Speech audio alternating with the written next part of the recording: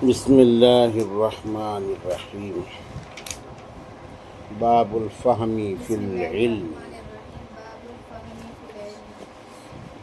فی العلم به قال حدثنا علی بن عبد اللہ قال حدثنا سفیان قال قال لی ابن ابی نجیح عن مجاہد رضی اللہ عنہم قال صحبت ابن عمر إلى المدينة فلم أسمعه يحدث عن رسول الله صلى الله عليه وسلم إلا حديثا واحدا قال كنا عند النبي صلى الله عليه وسلم فأتي بجمال قال إن من الشجر شجرة مثلها كمثل المسلم فأردت أن أقول هي النخلة فإذا أنا أصغر القوم فسكت قال النبي صلى الله عليه وسلم هي النخلة.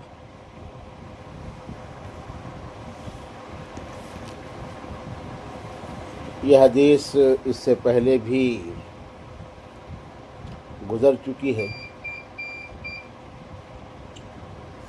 جس سے وہاں امام بخاری رحمۃ اللہ علیہ نے گاہے بگاہے طلباء اور طالبات کا علمی جائزہ ٹیسٹ لینا ثابت کیا ہے، اور اسی سے یہ بھی ثابت ہوتا ہے کہ طلباء اور طالبات کا امتحان لینا چاہیے۔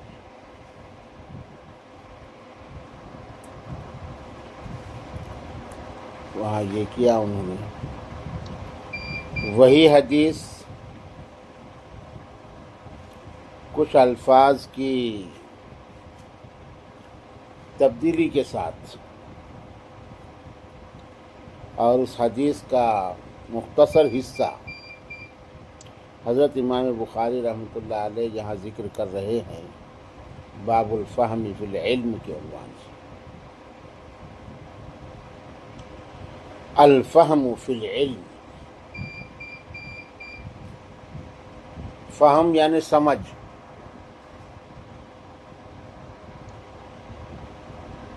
فی العلم علم میں سمجھ، یہ باب قائم کیے ہیں۔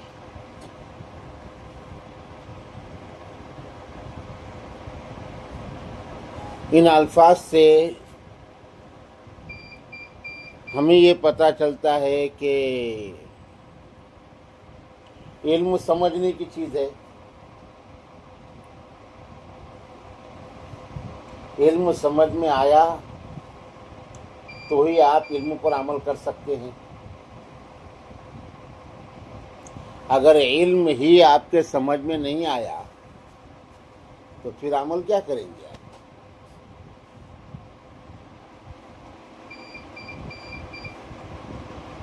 علم کو سمجھنے کے لیے ہی سوالات کیے جاتے ہیں، ورنہ سوال کرنے کا مطلب ہی نہیں ہے۔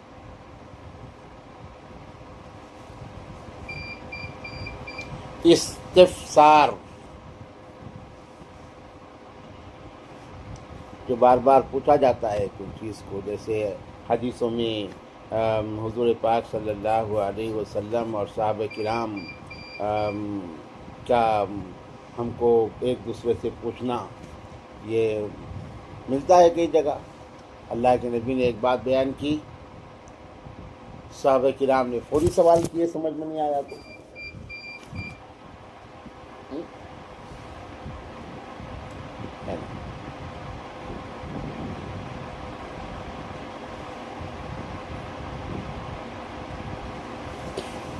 اللہ کے نبی نے ایک جگہ فرمایا اذا دجیت العما، ایک صحابی نے پوچھے متی الساعہ یا رسول اللہ، ہے نا، کہ اللہ کے نبی قیامت کب آئے گی؟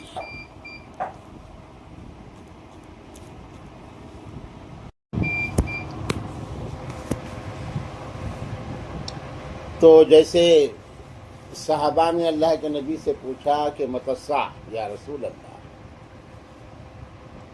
قیامت کب آئے گی؟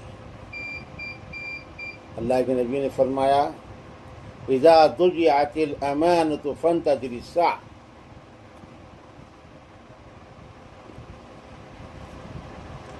جب امانت ضائع کی جانے لگے تو قیامت کا انتظار کرو۔ یہ علم ہے نا، لیکن اتنا کہنے سے سمجھ میں نہیں آیا۔ پھر صحابہ نے پوچھا کیف اضاعتها یا رسول اللہ، امانت کو ضائع کرنے سے کیا مراد ہے؟ کیسے ضائع کیا؟ اس کا ضائع کیسے یعنی کیا جاتا ہے یا کیسے ہوتا ہے؟ تو پھر اللہ کے نبی نے بتایا اذا وسد الامر الى غیر اہلہ فانتظر الساعہ، آپ نے سمجھایا ہے نا؟ تو معلوم یہ ہوا کہ علم کو بھی سمجھنا پڑتا ہے، سمجھا جاتا ہے۔ علم سمجھے بغیر آپ علم پر عمل نہیں کر سکتے۔ الفہم فی العلم، یہ ایک چیز۔ دوسری چیز یہ کہ علم کی سمجھ سب کو برابر نہیں ملتی۔ بہت سارے طلباء طالبات ایسی ہوتی ہیں کہ وہ محنت کرنے کے باوجود ان کا ذہن نہیں چلتا، ان کے سمجھ میں کچھ نہیں آتا، ان کو یاد بھی نہیں ہوتا۔ اور بہت سارے طلباء طالبات ایسے ہوتے ہیں کہ ان کے سمجھ میں آ جاتا ہے، بعض چیزیں سمجھانے کے پہلے ہی وہ وہاں تک پہنچ جاتے ہیں۔ جس کو ہم بولتے ہیں کہ ذہن بہت تیز ہے نا؟ یہ ہے علم کی سمجھ۔ تو یہ اللہ کی عطا ہوتی ہے، اللہ تعالیٰ کی عطا ہوتی ہے، اللہ تعالیٰ کا انعام ہوتا ہے۔ اور اللہ کا انعام وہ بھی ہم نے اس سے پہلے بھی بتائے، طلب کی بنیاد اور حسن نیت کی بنیاد پر ہوتا ہے۔ اچھے ارادے، اچھی نیت اور محنت کرنے کا جذبہ، اس بنیاد پر اللہ کا انعام ہوتا ہے۔ اور پھر کوئی بھی چیز جلدی اس کے ایسے طالب علم کے سمجھ میں آ جاتی ہے۔ سمجھ میں آیا؟ تو یہاں امام بخاری رحمۃ اللہ علیہ اسی جانب اشارہ کر رہے ہیں کہ بعض بچوں کو، بعض طلباء کو اللہ تعالیٰ خصوصی ذہن، ہوشیاری، فہم اور فراست عطا فرماتے ہیں کہ کوئی بھی چیز علم کی ان کے سمجھ میں جلدی آ جاتی ہے۔ عبداللہ ابن عمر رضی اللہ تعالی عنہ، حضرت عمر رضی اللہ تعالی عنہ کے بیٹے، چھوٹے تھے۔ حضور صلی اللہ علیہ وسلم صحابہ کرام کے ساتھ بیٹھے ہوئے ہیں، اس میں بڑے اکابر صحابہ بھی ہیں مجلس میں۔ اللہ کے نبی صلی اللہ علیہ وسلم نے ایک چیز صحابہ کے سامنے رکھ دی، ان کے ذہن کی پرواز جانچنے کے لیے، ہے نا، ذہن کی پرواز جانچنے کے لیے، ان کا علمی مقام معلوم کرنے کے لیے ایک چیز ان کے سامنے رکھ دی کہ جنگل کے، بتا ذرا تھوڑا بتا، جنگل کے درختوں میں ایک ایسا درخت ہے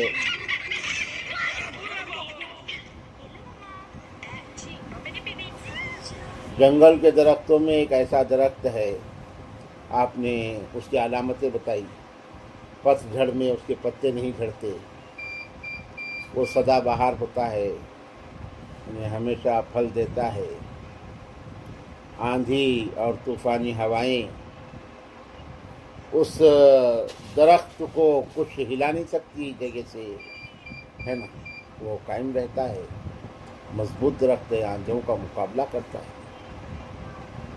بتاؤ کون سا درخت ہے؟ تو صحابہ سوچنے لگے، صحابہ بیٹھے بیٹھے جنگلوں میں چلے گئے، ہے نا، ہوتا ہے نا ایسا کہ ہم نے کوئی چیز تم کو بازار سے متعلق پوچھ لی تو آپ بازار میں چل جاتے بیٹھے بیٹھے، ہے نا، سوچتے۔ تو صحابہ جنگلوں میں چلے گئے، تصوراتی دنیا میں سوچنے لگے کون سا درخت ہو سکتا ہے، مختلف درختوں کا تصور کرنے لگے، لیکن کسی کے سمجھ میں نہیں آیا۔ بعد میں صحابہ نے کہا کہ اللہ کے نبی آپ ہی بتائیے، تو حضور صلی اللہ علیہ وسلم نے فرمایا کہ وہ کھجور کا درخت ہے۔ تو عبداللہ ابن عمر نے بعد میں اپنے والد محترم سے کہا کہ ابا جان، میرے ذہن میں آ گیا تھا کہ وہ کھجور کا درخت ہے، لیکن میں تکلفاً نہیں بول سکا، مجلس میں بڑے لوگ تھے، عمر کے اعتبار سے، ہے نا، تجربے کے اعتبار سے، ان کے سامنے میں نے بولنا یہ میں نے خلاف ادب سمجھا، بڑوں کے ادب کے خلاف سمجھا۔ حضرت عمر بڑے خوش ہو گئے، اور باپ یقینی بات ہے اپنے کہ باپ کو بہرحال اپنے بچوں کے ہوشیاری، چالاکی اور فہم، فراست کو دیکھ کر خوشی ہوتی ہے نا، یہ فطری چیز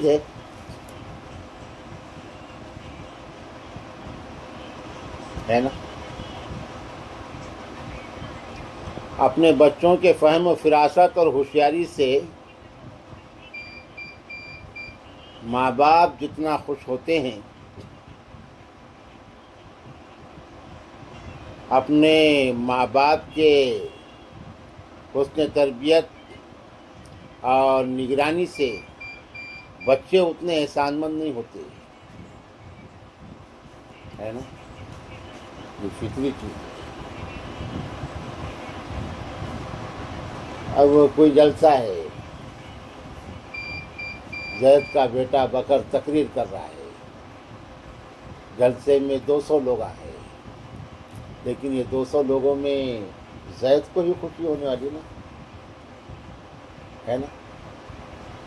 دوسرے لوگ بولیں گے کیا بچوں کا لگائے، پیش کرو مولانا کو، مگر زید چاہے گا کہ میرے بچے نے پوری اور اچھی تقریر کر لی، اس کو دوسرے چیز سے کوئی مطلب نہیں رہتا، ہے نا، یہ فطری چیز ہوتی ہے۔ تو جب حضرت عبداللہ ابن عمر نے کہا تو حضرت عمر بڑے خوش ہو گئے، اور حضرت عمر نے کہا بیٹے تو نے کہہ دینا تھا،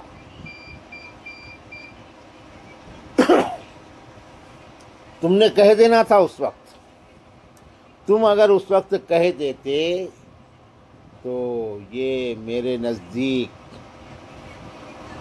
سرخ اونٹوں سے زیادہ خوشی کی بات ہوتی۔ کوئی اگر مجھے سرخ اونٹ دے دے، مجھے اتنی خوشی نہیں ہوتی جتنی خوشی مجھے اس وقت ہوتی تھی جب اس مجلس میں تم اللہ کے نبی کو جواب دے دیتے کہ اللہ کے نبی وہ کھجور کا درخت ہے، تو وہاں فخر سے میرا سر اونچا ہو جاتا، ہے نا، فخر سے میرا سر اونچا ہو جاتا، یہ کہا۔ اور حضرت عبداللہ ابن عمر نے وجہ بتائی کہ میں نے کیوں نہیں کہا، بڑوں کا ادب، ہے نا. ادھر باپ کی خوشی کا یہ بھی صحیح تھا کہ مجھے خوشی ہوتی، اور ادھر بیٹا بڑوں کے بڑے پن کا خیال رکھ رہا ہے. یہ تہذیب ہے ہماری، یہ ہماری تہذیب ہے نا. یہ دین اور مذہب کی تعلیمات کا حصہ ہے.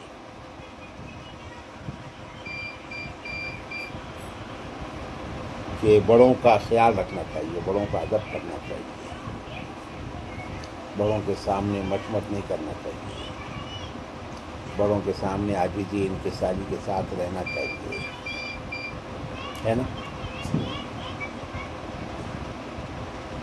تو انہوں نے بھی صحیح کیا. یہ ایک چیز.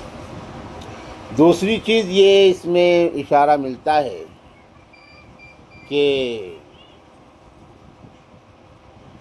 صحابی کہتے ہیں حضرت عبداللہ ابن عمر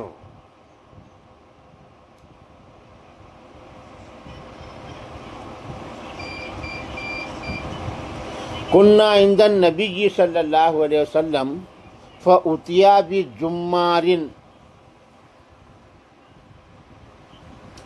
تو اس میں پہلے والی حدیث میں یہ لفظ نہیں گزرا، اس میں وہ لفظ ہے کہ اللہ کے نبی بیٹھے ہوئے تھے صحابہ کے ساتھ، کھجور کا خوشہ لایا گیا کھانے کے لیے. تشت میں لائے ہوں گے، کھجور کا خوشہ لایا گیا.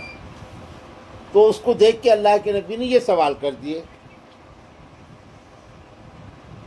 تو وہ دیکھ کر اس طرف کسی کا ذہن نہیں گیا. عبداللہ جو چھوٹے بچے تھے، انہوں نے وہ دیکھ کر سمجھ گئے اللہ کے نبی کا اشارہ اس طرف ہے نا. یہ بھی الفہم فی العلم کا کمال ہے نا، علمی کمال.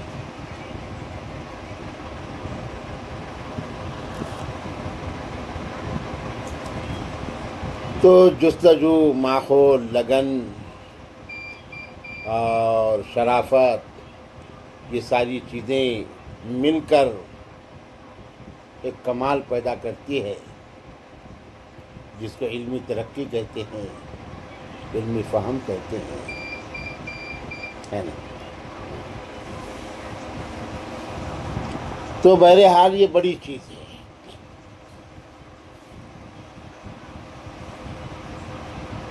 علم کی سمجھ کا مل جانا یہ بھی بڑی چیز ہے. علم کی سمجھ ملنے کے بعد ہی آپ کچھ علمی کام کر سکیں گے.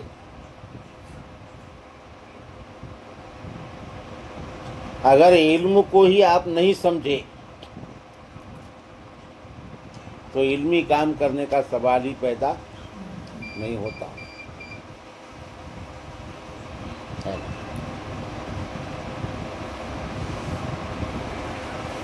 علم کی سمجھ، جہاں محنت، حسن نیت، یہ چیزیں ضروری ہے اس کو پانے کے لیے، ان چیزوں کے ساتھ میں اللہ سے دعائیں بھی کرنا ضروری ہے. یہ بھی حضور صلی اللہ علیہ وسلم کی سنت ہے، بلکہ اللہ کا حکم ہے. علم اور علم کی سمجھ کے لیے دعا کرنا یہ اللہ کا حکم ہے. اللہ نے اپنے پیغمبر صلی اللہ علیہ وسلم سے کہا وَقُلْ رَبِّ زِدْنِی عِلْمًا. اے محمد صلی اللہ علیہ وسلم، آپ یہ کہیے، کیا کہیے؟ ربی زدنی علما. یہاں رکھ دو، آپ یہ کہیے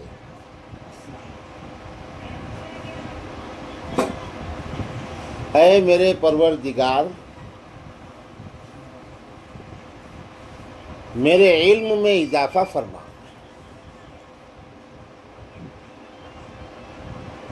اللہ نے نبی صلی اللہ علیہ وسلم کو کہا، دعا سکھائی اور حکم بھی دیا کرنے کا، ہے نا؟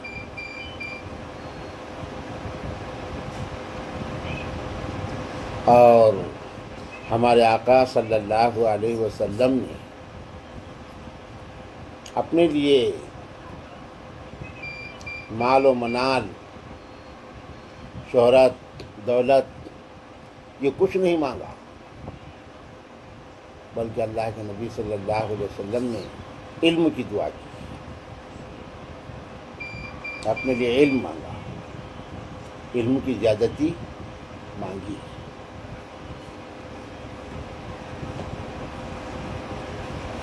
اور مختلف دعاؤں میں بھی امت کو یہ تلقین کی کہ علم مانگو، اللہم انی اسألک علما نافعا، یہ بھی اللہ کے نبی کی دعا ہے، اے اللہ میں تجھ سے نفع دینے والا علم مانگتا ہوں،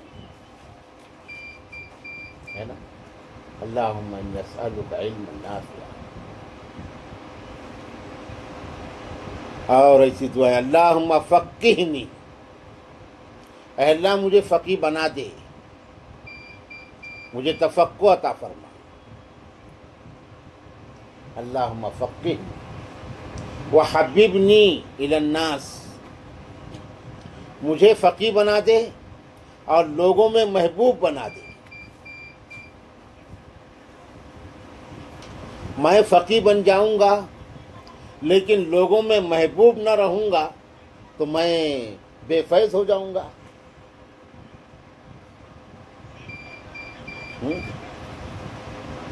میرے سے کون فائدہ اٹھائے گا اور میں کس کو تقسیم کروں گا؟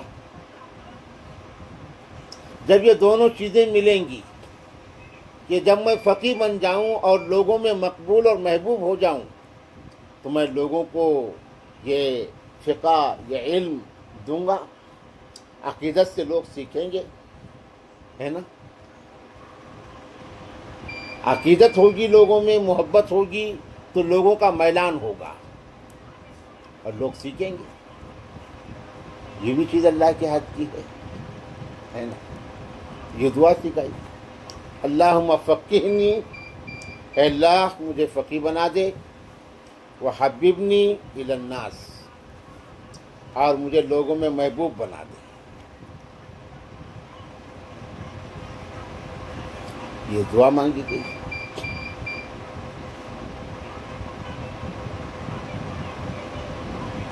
تو علم اور فہم علم یہ بڑی چیز ہے نا؟ اس کو بعض جگہ حدیثوں میں، قرآن میں بھی نور علم سے تعبیر کیا گیا ہے۔ الفہم فی العلم، یہی نور علم ہے، یا تفقہ فی الدین، یہی علم کا نور ہے۔ علم کے ساتھ جس کو علم کا نور یعنی علم کی روشنی مل جاتی ہے تو وہ مطمئن ہو جاتا ہے، وہ شرح صدر ہو جاتا ہے۔ اس کو وہ جب قرآن کی تلاوت کرتا ہے تو اس کو قرآن اس سے کیا کہہ رہا ہے یہ سمجھ میں آتا ہے نا؟ وہ اگر حدیث پڑھ رہا ہے تو حدیث اس سے کیا تقاضا کر رہی ہے یہ اس کے سمجھ میں آتا ہے۔ کتابیں اس کو باتیں کرتی ہیں۔ جس کو علم کا فہم یا علم میں تفقہ یا علم کا نور اور روشنی جس کو مل جاتی ہے اس سے کتابیں باتیں کرتی ہیں۔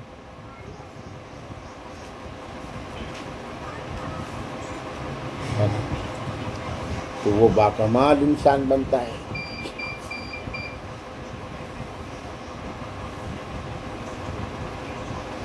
سمجھ میں آیا؟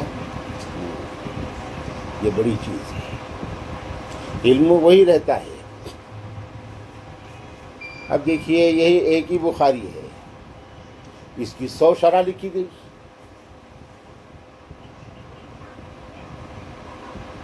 ہے نا. 100 شرحیں لکھی گئی, کئی شرحیں لکھی گئی.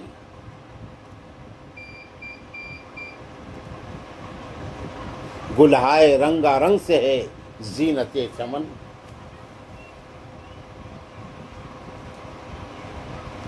نام ایک ہی ہے, خوشبو. نام ایک ہی ہے, خوشبو, مگر چمیلی کی الگ ہے, گلاب کی الگ ہے, موگرے کی الگ ہے, بنفشا کی الگ ہے, الگ الگ ہے. سب کو بولیں گے خوشبو, ہے نا. ویسے الفہم فی العلم, علم کی سمجھ, مگر تھانوی کی الگ ہے, گنگوہی کی الگ ہے, حکیم الاسلام کی الگ ہے, شیخ الاسلام کی الگ ہے, شیخ الہند کی الگ ہے, علامہ کشمیری کی الگ ہے نا. یہ ہے گلہائے رنگا رنگ سے ہے زینت چمن, اے ذوق اس چمن کو زیب ہے اختلاف سے, ہے نا. البناء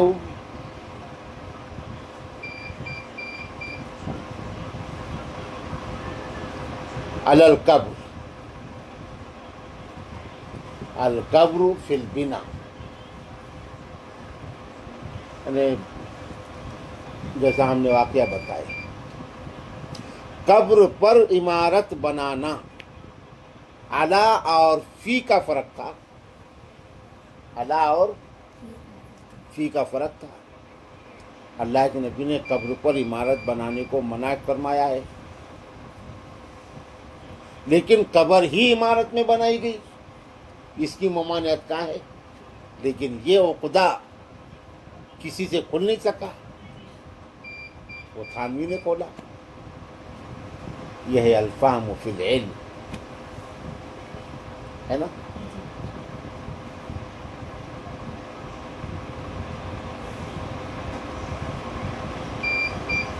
ہے سمجھ.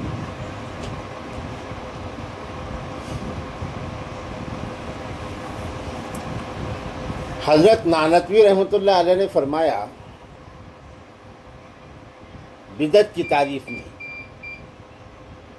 الفہم فی العلم کس کو کہتے ہیں. کل محدثۃ بدعہ, محدثہ حدث یحدث سے, ہر نئی من گڑت بات بدعت ہے, اور ہر بدعت گمراہی ہے. ہر بدعت گمراہی ہے.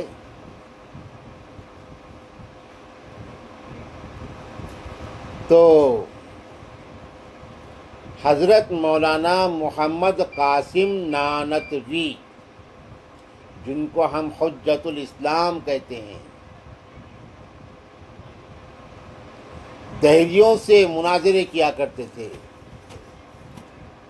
اور اللہ کی وحدانیت کو ثابت کیا کرتے تھے. مولانا محمد قاسم نانوتوی دارالعلوم دیوبند کے بانی, بدعت کی تعریف میں کہتے ہیں, بدعت کس کو کہتے ہیں.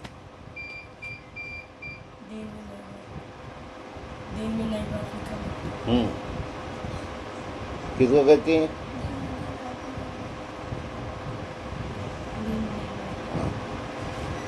دین میں نئی بات نکالنا, پیدا کرنا, شامل کرنا. تو یہی فرق ہے. ایک ہے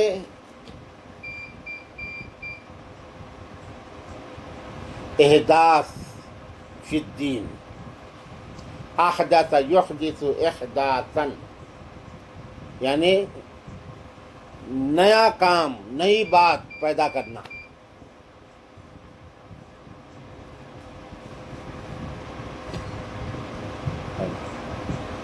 نیا کام، نئی بات پیدا کرنا، اتنا ہے۔ تو حضرت نانوتوی نے کہا کہ احداث فی الدین بدعت ہے، احداث للدین دعوت ہے۔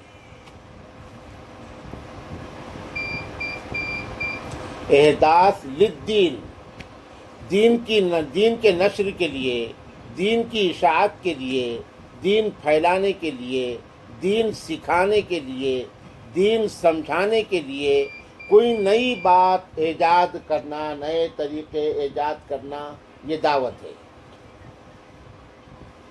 اور دین میں کوئی نئی بات شامل کرنا، یہ بدعت ہے نا؟ کوئی بڑا مسئلہ حل کر دیا، بڑا مسئلہ حل کر دیا۔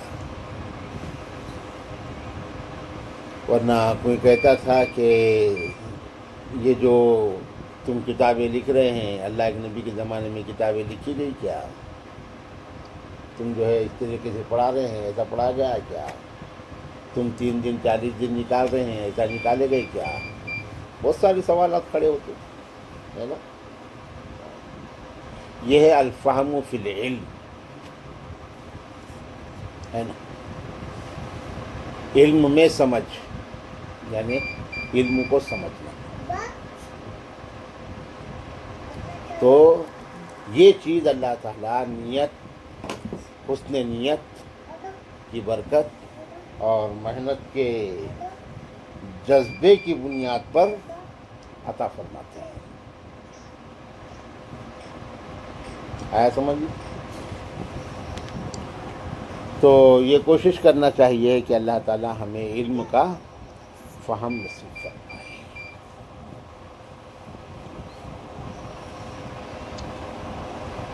باب الفہم فی العلم۔ امام بخاری کہتے ہیں کہ ہم سے حضرت علی بن عبداللہ نے بیان کیا ہے، انہوں نے کہا کہ ہم سے حضرت سفیان نے بیان کیا ہے۔ حضرت سفیان نے کہا کہ مجھ سے ابن ابی نجیح نے بیان کیا ہے، انہوں نے حضرت مجاہد سے نقل کیا ہے۔ حضرت مجاہد نے کہا کہ میں حضرت عبداللہ ابن عمر کے ساتھ مدینہ گیا، میں ان کی صحبت میں مدینہ گیا، اور میں نے ان سے صرف ایک ہی حدیث سنا جو وہ اللہ کے نبی صلی اللہ علیہ وسلم سے نقل کر کے بیان فرمایا کرتے تھے۔ وہ یہ کہ ہم لوگ نبی پاک صلی اللہ علیہ وسلم کی خدمت میں بیٹھے ہوئے تھے، حضرت عبداللہ ابن عمر نے کہا، تو کھجور کا ایک خوشہ لایا گیا۔ اللہ کے نبی نے فرمایا کہ درختوں میں ایک ایسا درخت ہے جس کی مثال مسلمان کی مثال کی طرح ہے، بس میں نے چاہا کہ کہہ دوں وہ کھجور کا درخت ہے۔ فَإِذَا أَنَا أَصْغَرُ الْقَوْمِ، لیکن اس وقت میں وہ سب لوگوں میں چھوٹا تھا، تو میں خاموش ہو گیا۔